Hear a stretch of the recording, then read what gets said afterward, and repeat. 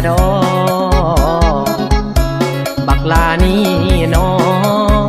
เห็นแล้วหัวใจมันเต้นตั้งแต่เป็นบ่าวน้องนี้ยังบ่เคยเห็นนี่มันนางฟ้าเป็น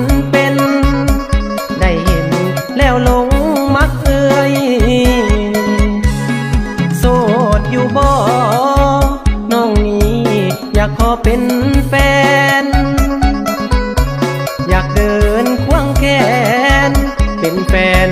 กับเอื้อยคนงามย้อนหักเจ้าแหง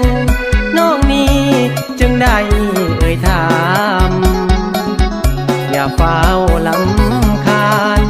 เอื้อยนั้นสเปคน้องเลยเอื้อยเอ้ยเอื้อยเอ้ยบักลาถึกใจคักแท้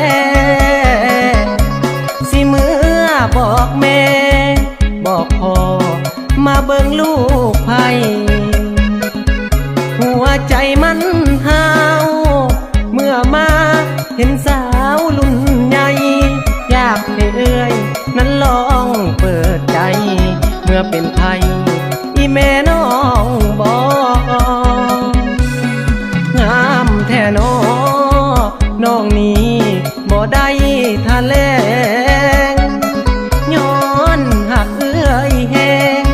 น้องจึงได้จากคำตันบ่เคยลังเกียจถึงเฮาตัวเลขห่างกัน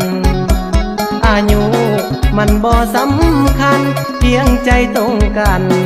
เท่านั้นก็